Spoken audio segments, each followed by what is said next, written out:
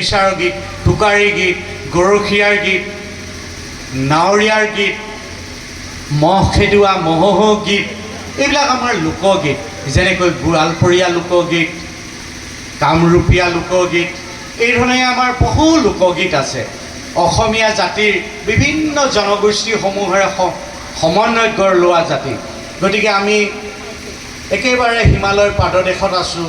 মিচিং আছে, দেউৰী আছে, তিৱা আছে, কাৰ্বি আছে, বড়ো আছে, মৰাণ মটক আছে, দালাই আছে, বানাই আছে, বন্দাহী আছে, ডিমাচা আছে, এইদৰে আপোনাৰ বৰাহী আছে, চুতীয়া আছে, আহোম আছে, টাই খামিয়াং আছে, টাই চিংফৌ আছে। এইদৰে আমি বহু জাতি জনগোষ্ঠী লগ খাই অসমীয়া জাতি হৈছোঁ। গতিকে অসমীয়া জাতি জনগোষ্ঠীত প্ৰতিটো জনগোষ্ঠীৰ অতি কমেও ২০-২২টাকৈ আপোনাৰ লোকসংগীত আছে।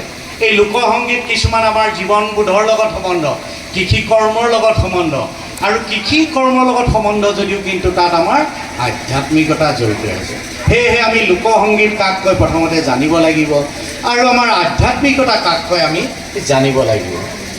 যিবিলাক ব্যক্তিয়ে আমি একমাত্ৰ নিজৰ হ'ব লাগে, নিজে পাব লাগে, ময়েই পাব লাগে, ময়ে খাবলৈ পাব লাগে, মোৰেই হ'ব লাগে বুলি চৰ্চা কৰোঁ, এই ব্যক্তিসকলক স্বাৰ্থপৰ বা ব্যক্তিকেন্দ্ৰিক বুলি কয়। ঠিক তেনেকৈ যিসকল ব্যক্তিয়ে মোৰ সম্প্ৰদায়টোৱেই হ'ব লাগে, মোৰ সম্প্ৰদায়টোৱেই পাব লাগে, মোৰ সম্প্ৰদায়টোৱেই জিলিকি থাকিব লাগে বুলি ভাবে, যিসকলে তেনেকৈ চৰ্চা কৰে তেখেতলোকক সাম্প্ৰদায়িক বুলি কয়। ঠিক তেনেকৈ মোৰ দেশখনেই পাব লাগিব, মোৰ দেশখনেই জিলিকি থাকিব লাগিব, মোৰ দেশেই সৰ্বস্বত জিলিকি থাকিব লাগিব, পাব লাগিব, আদ্যৱন্ত হ'ব লাগিব, এই ধৰণকে দেশখনৰ কথা যিসকলে ভাবে তেখেতলোকক আমি দেশপ্ৰেমিক বুলি কওঁ। এই তিনিওটা বিষয়ৰ ওপৰত যিসকলে ভাবে যে বিশ্ব ব্ৰহ্মাণ্ডৰ কল্যাণৰ কাৰণে ভাবে, সকলোৰে কল্যাণৰ কথা ভাবে, সকলো জীৱ জগতৰ কল্যাণৰ কাৰণে ভাবে, প্ৰতি মুহূৰ্ততে সকলোৰে কল্যাণ হওক, এই ভাৱনাৰে যিসকলে ভাষাৰে জীৱন নিৰ্বাহ কৰিছে, য'তেই নাথাকক, বিশ্বৰ যি প্ৰান্ততে নাথাকক কিয়, তেখেতলোকৰ এই ভাৱধাৰাটোকেই কোৱা হৈছে আধ্যাত্মিক। গতিকে আপুনি মই আধ্যাত্মিকতাৰে আজি অত বছৰে ২৫টা বছৰে ইয়াত আধ্যাত্মিকতাৰে আপোনালোকে আধ্যাত্মিকতাৰে জীৱন নিৰ্বাহ কৰিছে, ইয়াতকৈ জানো সুখ খবৰ হ'ব পাৰে? গতিকে একোগৰাকী আপোনালোকে আধ্যাত্মিক সুশৰীৰে আজি আমি লগ পোৱা একোগৰাকী দেৱ দেৱী আপোনালোক। গতিকে এই দেৱ দেৱী দেৱৰ আচৰণৰ দ্বাৰা আপোনালোকে বসবাস কৰি আছে, সেয়েহে আপোনালোক নমস্য ব্যক্তি। গতিকে এই নমস্য ব্যক্তিসকলৰ ওচৰত মই ভাবোঁ আমি এই সাধাৰণ মনুষ্যই বৰ বেছিকৈ দুআষাৰ ক'বলৈ প্ৰয়াস কৰাটো বৰ উচিত নহয়। আপোনালোকৰ পৰা আমি শিকিব লগাহে আছে। আমি ইয়াত নীতি নিৰ্দেশনা দি আমি নিজকে জাহিৰ কৰিবলৈ গৈ আমি নিজকে মূৰ্খ সজোৱাৰ বাদে অইন একো হ'ব বুলি মই নাভাবোঁ।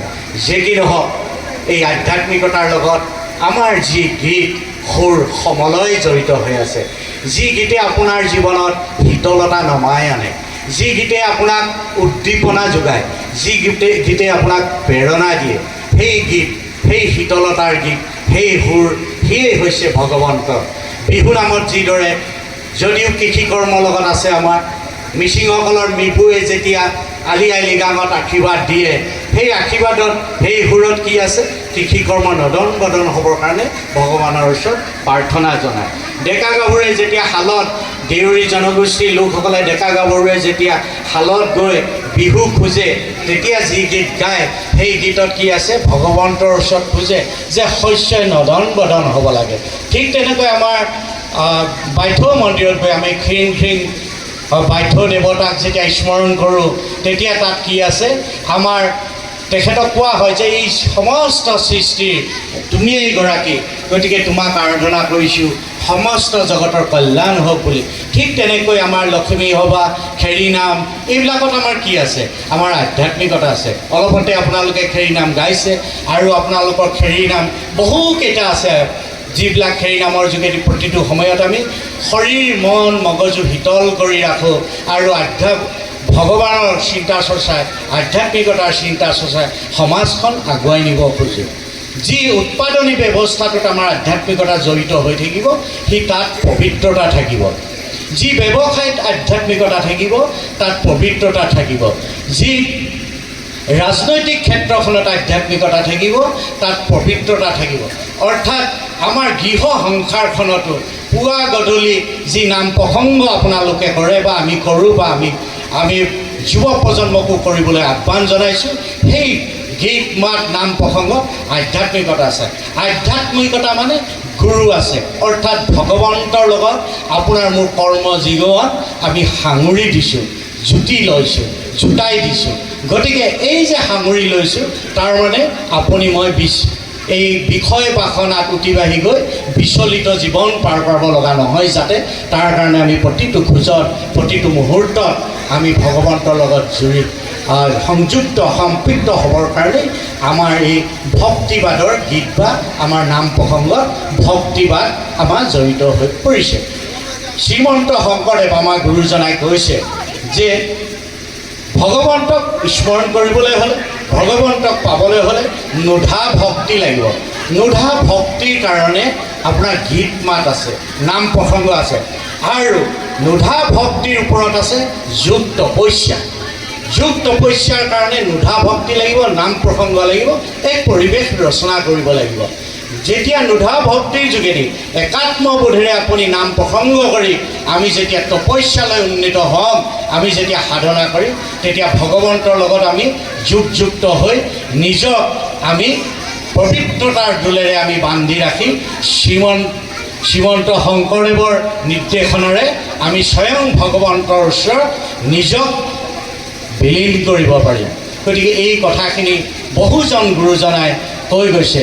আমাৰ এই একেবাৰে উজনি অসমত অনিৰুদ্ধদেৱ আমাৰ গুৰুজনা, তেখেতে আমাক এই জংঘলময় কাঁইটময় সংসাৰখনৰ মাজত আমাক মাৰ্গদৰ্শন দি বিভিন্ন জাতি জনগোষ্ঠীৰ মানুহৰ মাজত ভক্তিবাদ প্ৰচাৰ কৰি আপোনাক মোক এই পবিত্ৰ তীৰ্থকেন্দ্ৰত আসন অলংকৃত কৰাৰ সুযোগ প্ৰদান কৰিছে।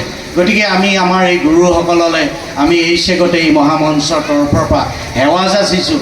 আৰু এই ধাৰা, এই ভক্তিবাদৰ ধাৰাটোক আগবঢ়াই নিয়া প্ৰতিজন সত্ৰাধিকাৰ গুৰুলৈ আৰু ভকতবৃন্দলৈ আমি এই চেগতে আই গোপিনীসকললৈ এই চেগতে আমি সেৱা যাচিছোঁ।